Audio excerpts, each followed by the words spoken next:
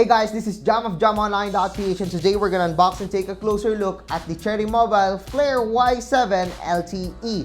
So this is one of their latest smartphones. This is an affordable smartphone. It packs an LTE and it's running on Go edition of Android 8.1 Oreo. So pag-usapan muna natin yung specifications ng smartphone na ito. So first, we got here a 6.2-inch HD plus notch TrueView display. There's a 1.5 GHz MediaTek MT6739 quad-core processor, 1 GB of RAM, 8 GB of internal storage. There's a 13-megapixel rear camera, 5-megapixel front camera. There's Android 8.1 Oreo Go edition, and it has an 2,800 milliamp hours of battery. I know some of you might be disappointed with the specifications, but syempre, wag muna natin judge. Di pa natin nabubuksan. So, alamin natin kung ano ba meron dito sa Cherry Mobile Flare Y7 LTE.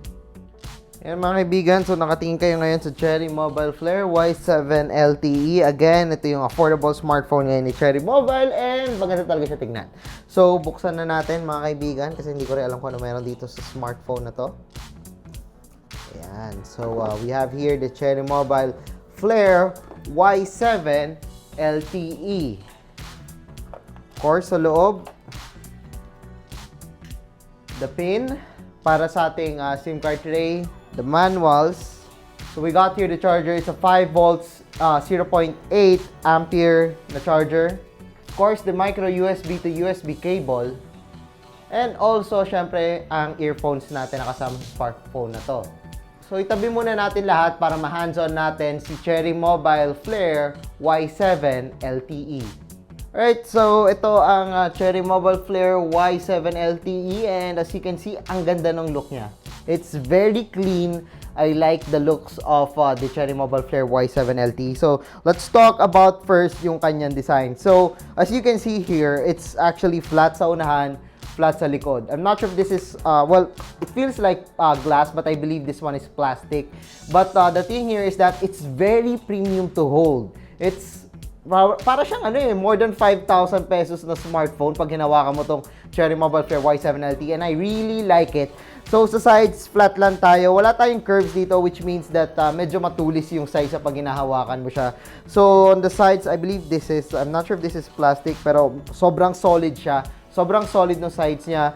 And then, I'm not sure if you can see that one, pero dito, we got a really small na power button and also a rounded na volume rocker. So, medyo kakaiba yung placement niya kasi nasa upper left siya ng smartphone. And then, yeah, we can see here the display. It's a 6.2-inch HD plus TrueView display. They call it the TrueView display. We got a 19:9 display aspect ratio. And also, we got a tiny chin dito sa baba. So, meron tayong konting bezels dito sa baba. Actually, medyo makapal siya, pero what can you expect? It's an affordable smartphone. And then, of course, meron tayo ditong tiny bezels sa sides. And yes, yung notch sa taas for the front camera ng smartphone. So, sa ilalim, we got here the speaker grill. Yan, so that's not surprising. And then sa taas, you got here the 3.5mm na audio jack and also this one, the micro USB. Sa likod, again, it's very clean to look at. I like the look of it. And so you can see here, we got the Cherry Mobile logo. Wala masyadong protruding sa camera, which is good. And ang ganda niya talaga tingnan. Sobrang ganda niya tingnan for its price range. Actually, parang mas maganda pa siya compared sa other smartphones sa international brands. And mas maganda pa yung feel niya talaga.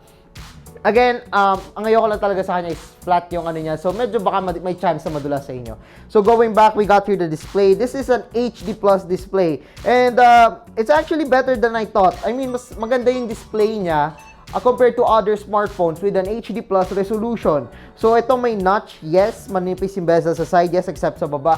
But the colors are quite fine for me, especially for an Android Go smartphone. And hindi ko in-expect na ganito yung ano niya. Ganito yung display niya. I was actually expecting na, hindi ganun kaganda yung display ng smartphone na to. But again, my problem here is that maliit yung volume rocker niya. So, yan, maliit na bilog lang dito sa sides. Yun yung medyo ayoko lang sa kanya. Pero mas maganda siya tignan. Actually, ang ganda niya rin tignan. Pero pag ginamit mo na siya, ay, bakit ganun yung button siya, maliit. Anyway, sa loob, we got here a MediaTek MT6739 processor with GE8100 Power VR na GPU. Got 1 GB of RAM, 8 GB of internal storage. And since we're running Android Go, we need to check out the storage of the smartphone kung, enough ba itong storage niya. So, yan. So, we got an 8 gigs of storage, pero yung pwede natin gamitin is 4.8 gigs. Yan. So, that's the total na magagamit natin storage, 4.8 gigs. And again, 1 gig of RAM. So, you need to use yung mga light applications para hindi tayo magkamera ng problema using this smartphone. So, it's only 1 gig of RAM. You don't need to, have any problems dito kasi 1 gig of RAM is enough for like yung mga Go applications. We got here the Go Assistant, Go Files, Google Go, Maps Go. So basically, it's a toned down version of Google applications or light version ng mga applications na to. So yes, it's running on Android 8.1 as you can see here. Android 8.1, but again, it's Go edition. So, how about the camera? You might be asking, kamusta yung camera niya? Well, ngayon tatry natin yung camera ng smartphone na to. So, let's open the camera application. So, we got here the camera application. The UI is kinda familiar. Ganito na yung UI ng Cherry Mobile phones ever since. Ganito yung button, ganito yung itsura.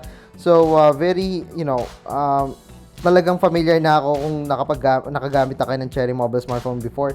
For video recording, we can only record up to 720p.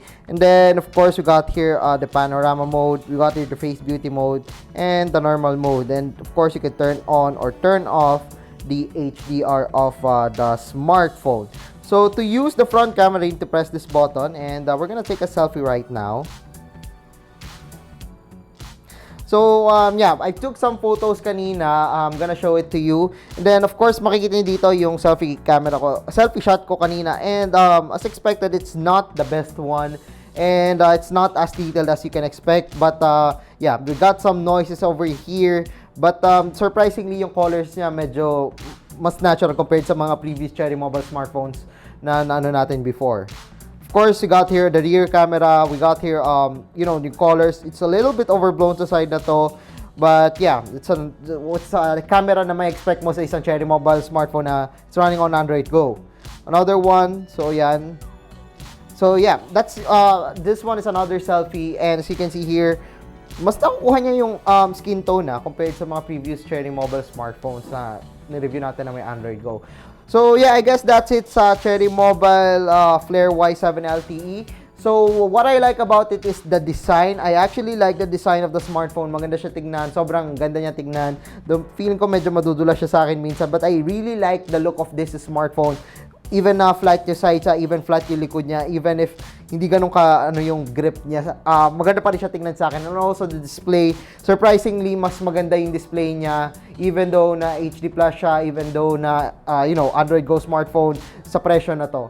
So yeah, you might be thinking, para kanino ba to? Well, sa mga tao na gusto ng stylish smartphone, sa mga gusto lang, light applications, di naman masyadong heavy user ng smartphone, I think this is the best smartphone for you guys.